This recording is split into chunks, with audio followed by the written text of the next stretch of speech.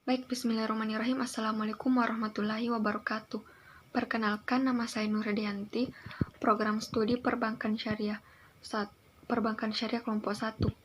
Di sini saya akan memaparkan materi mengenai ruang lingkup BMT. Terlebih dahulu yaitu pengertian lembaga keuangan.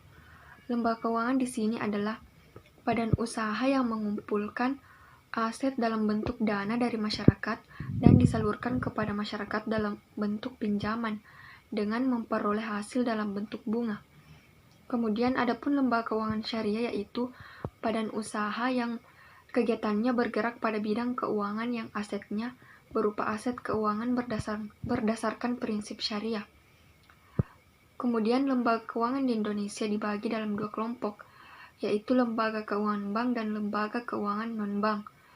Lembaga keuangan bank di sini yaitu Bank Sentral, Bank Umum, dan BPR.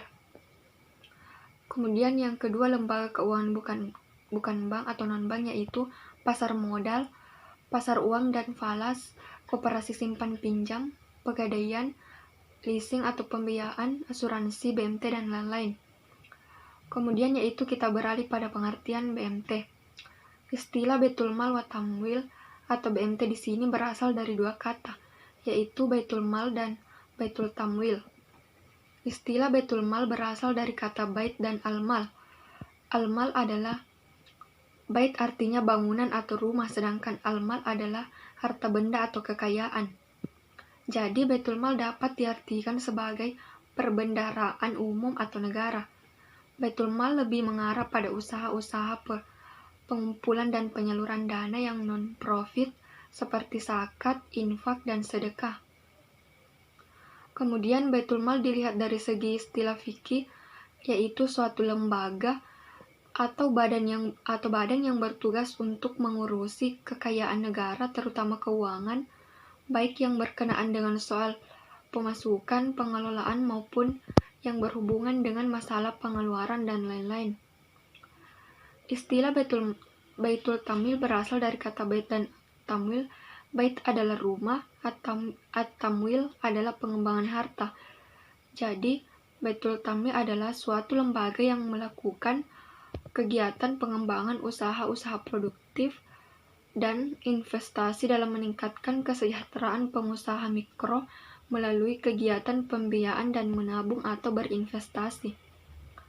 Adapun peranan umum BMT yaitu pembinaan dan pendanaan dalam sistem syariah. Kemudian fungsi BMT yaitu melakukan kegiatan pengembangan usaha-usaha produktif dan investasi. Kemudian yang kedua, menerima titipan dana zakat, infak, dan sedekah. Kemudian selanjutnya itu peran BMT. Yang pertama, menjauhkan masyarakat dari praktek ekonomi non-syariah.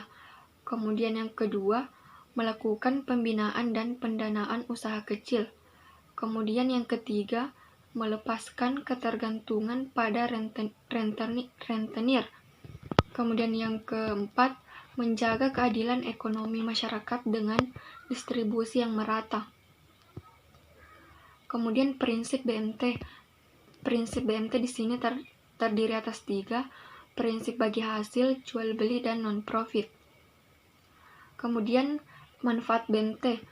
Di sini manfaat BMT terdiri atas 4. Yang pertama, meningkatkan kesejahteraan hidup atau perekonomian rumah tangga anggota, kemudian mendidik anggota untuk hidup hemat, tidak konsumtif, ekonomis, dan berpandangan ke depan.